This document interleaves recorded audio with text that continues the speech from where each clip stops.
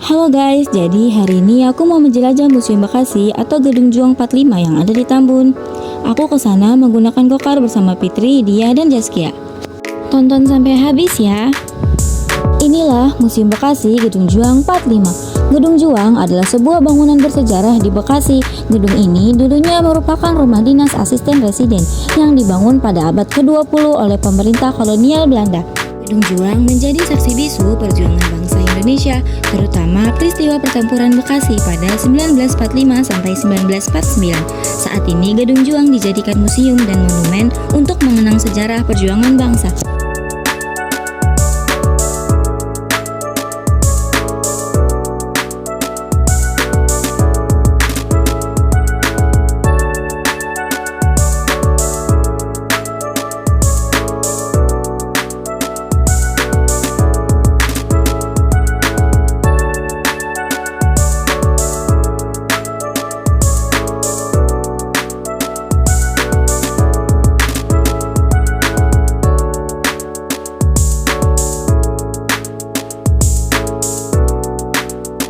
Arsitektur bangunan gedung ini bergaya Eropa dengan ruangan tengah terbuka yang bentuknya seperti taman.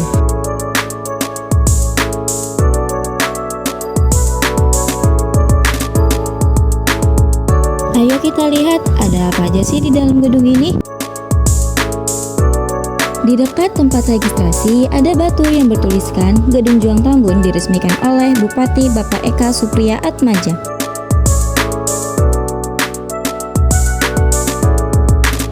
Di sini juga ada wajah para tokoh bupati yang ada di Bekasi dari tahun 1951 sampai 2017. Dan di bawahnya ada 17 nama seorang bupati. Nama-namanya baca sendiri ya.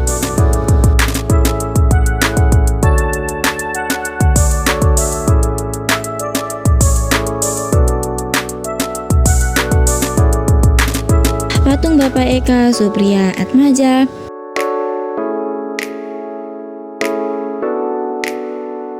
Ruangan pertama. Di sini ada layar yang dapat disentuh yang berisikan kisah-kisah para bupati di Bekasi, dan di sini juga ada patung-patung para bupatinya.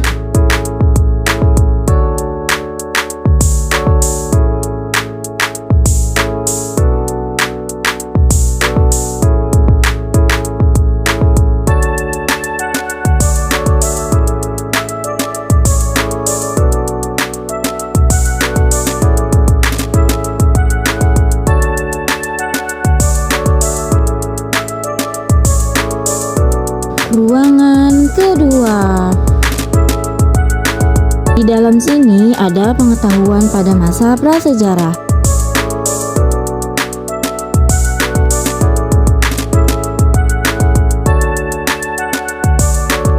Buni adalah nama sebuah situs arkeologi di Kabupaten Bekasi, Jawa Barat. Situs Buni dikenal sebagai salah satu situs prasejarah yang penting di Indonesia, terutama karena penemuan artefak-artefak yang berasal dari zaman prasejarah. Situs Buni di Bekasi menunjukkan bukti adanya perundagian pada masa prasejarah. Perundagian dimulai pada 1000 tahun sebelum Masehi sampai tahun 500 Masehi. Perundagian adalah istilah yang merujuk pada periode akhir prasejarah atau zaman logam, ketika manusia sudah mampu mengolah logam. Inilah replika kerangka manusia Buni. Di sebelahnya terdapat jajaran peninggalan manusia Buni yang masih asli. Ruangan ketiga.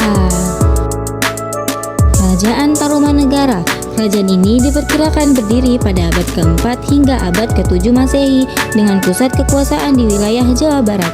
Kerajaan ini meninggalkan jejak sejarah yang berharga seperti prasasti dan artefak lain. Inilah prasasti-prasasti peninggalan Kerajaan Tarumanegara. Ada prasasti Pasir Awi, prasasti Koleyangkak, prasasti Muara Cianten, prasasti Cidang Hiang, prasasti Kebon Kopi, dan yang terakhir prasasti Ciaruten.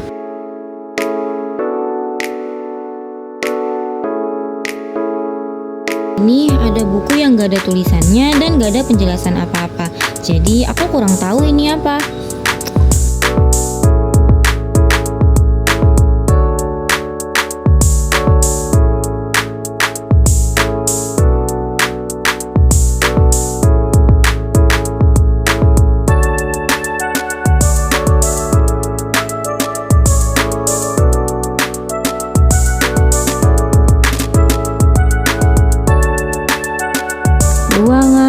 keempat.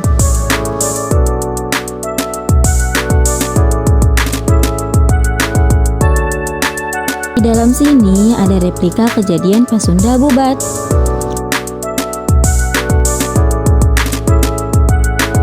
Sunda bubat memiliki kaitan dengan kerajaan Sunda yang diperkirakan berdiri sekitar abad ke-7 hingga abad ke-16 Masehi. Peristiwa bubat sendiri terjadi pada abad ke-14 Masehi, yaitu saat prajurit Majapahit di bawah pimpinan Patih Gajah Mada menolak pernikahan antara putri Sunda Dyah Pitaloka dengan Raja Majapahit Hayam Wuruk. Perjanjian Sunda Portugis tahun 1522.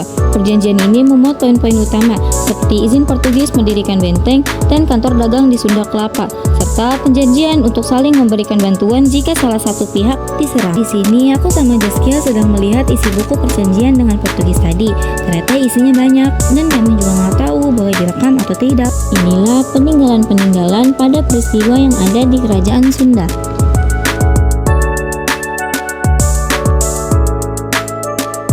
Inilah replika kapal perahu peristiwa kerajaan Sunda dengan Portugis. Di sini juga ada watu gilang. Watu gilang sebuah batu andesit berbentuk segi empat berukuran panjang 190 cm, lebar 121 cm, dan tebal 16,5 cm dengan permukaan datar.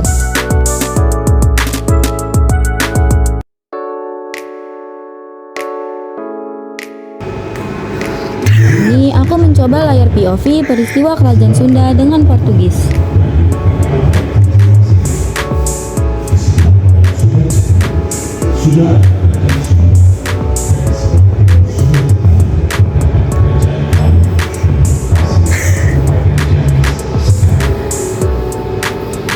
Kedua kerajaan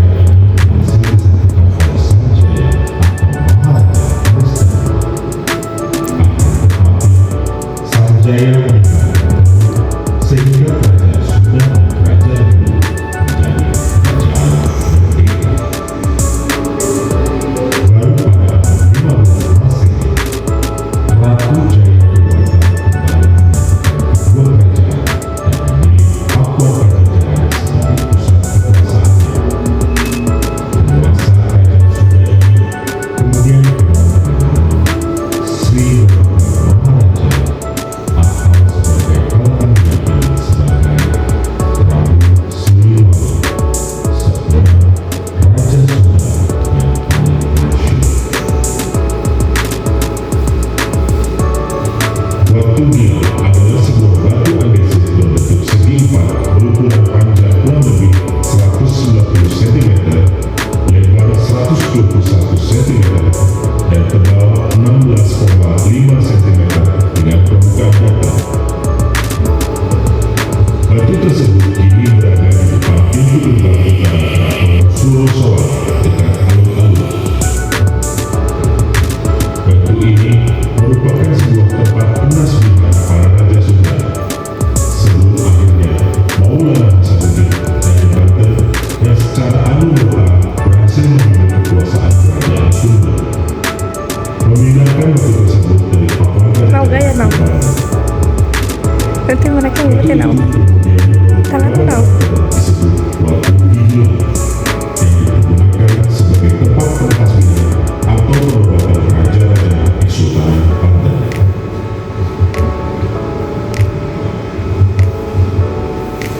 Prabu Surawisesa yang memerintah kerajaan Sunda selama 14 tahun. Ketika masih menjadi putra mahkota, Surawisesa memilih utusan ke Malaka untuk menemui Alfonso de Albuquerque sebagai perwakilan Portugis. Pertemuan itu untuk membuat kerjasama politik antara kedua belah pihak akibat semakin kuatnya pengaruh Islam di tanah Sunda.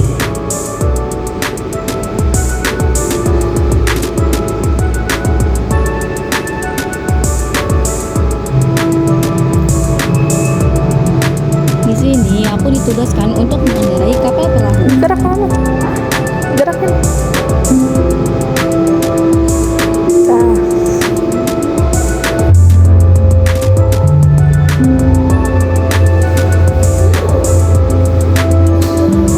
Iya. Tadi udah baca gue itu.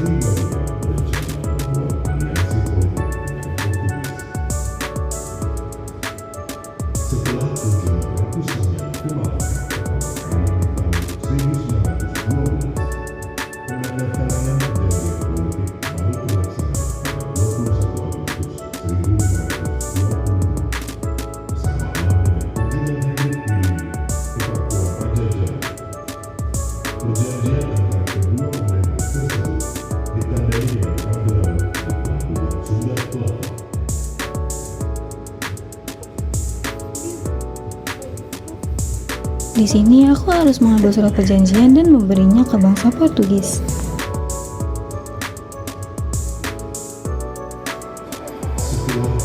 Lalu di sini aku ditugaskan untuk ikut perang melawan bangsa lawan. Gelap ya, Ge? Oh iya. Banyak dong.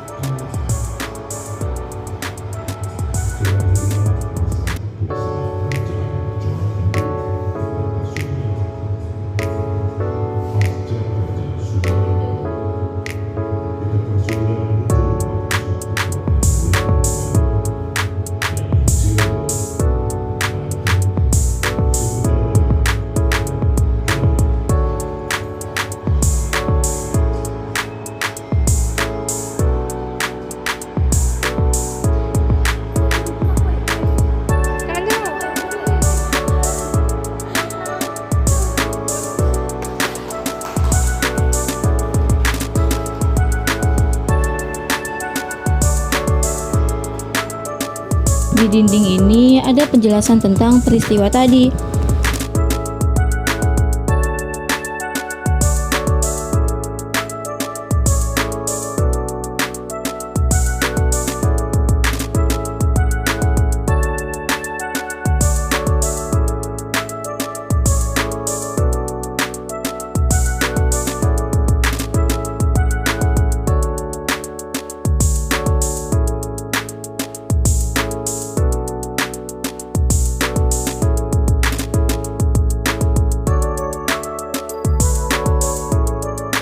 Selanjutnya, ada bentuk surat perjanjian Kerajaan Sunda dengan Portugis.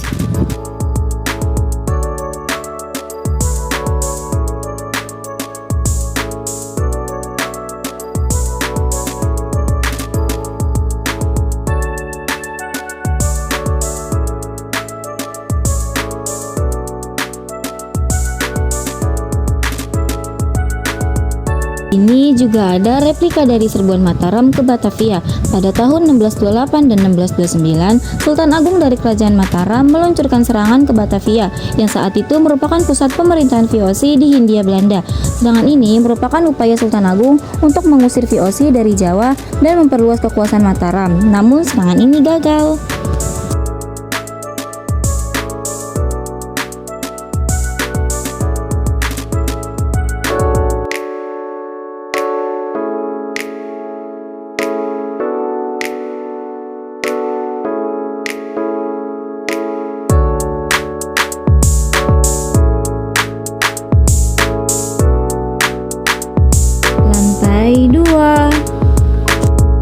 Lantai 2 hawanya panas dan ada bau-bau rumah tua.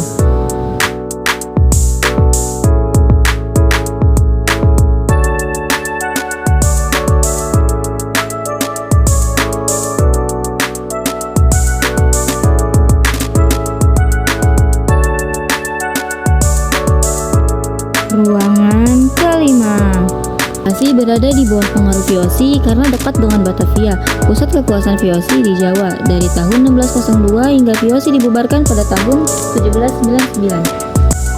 Sebagai bagian dari wilayah Nusantara mengalami dampak monopoli perdagangan, politik adu domba, dan berbagai tindakan yang menyebabkan penderitaan bagi masyarakat pribumi.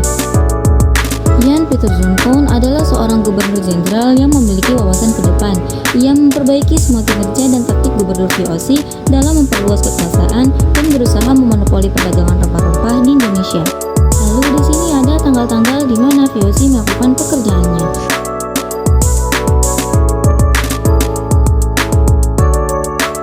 Ruangan ke-6.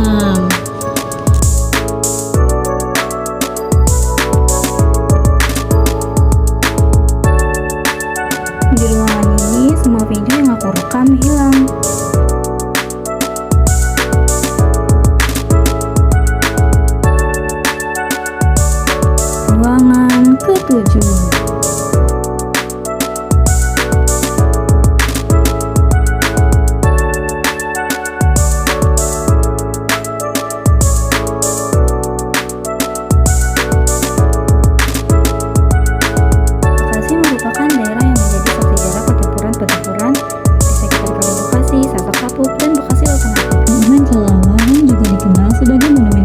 Bekasi sebagai saksi sejarah pertempuran rakyat Bekasi melawan tentara Jepang, khususnya peristiwa pembantaian 90 tentara Jepang di Kali Bekasi pada 1945. Monumen ini juga mengingatkan pada masa ketika gedung tersebut dihuni oleh banyak kelelawar. Setelah selesai menjelajahi si gedung, aku dan kawan-kawan pergi sholat asar dulu, yang dimana musolanya masih di area Gedung Juang, tapi kami tidak sempat mendokumentasikan.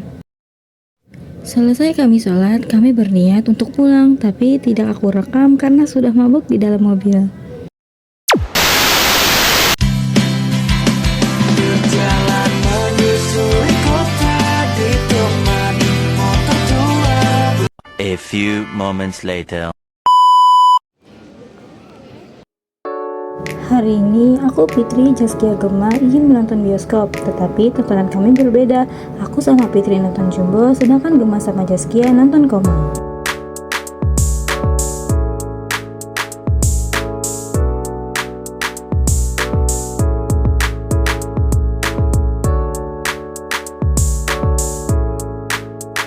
Selesai nonton bioskop, aku dan Fitri mampir ke samping bioskop, yaitu Hop Hop. Karena Fitri ingin membeli minuman, uang yang dikeluarkan sekitar 40 ribuan untuk 2 minuman.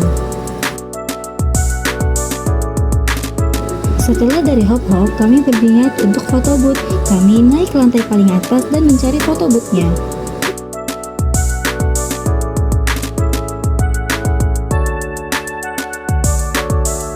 Di sini yang ikut foto hanya aku, Fitri, dan Jaskia. Gemma gak ikut karena ingin membeli jajanan di tempat yang lain.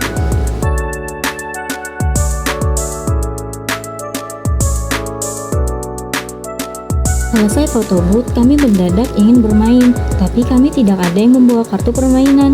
Akhirnya kami memutuskan untuk menyeberang ke Giant karena di sana menggunakan koin. Setelah sampai Giant, aku langsung membeli koin 47.047 koin untuk bermain bersama yang lainnya.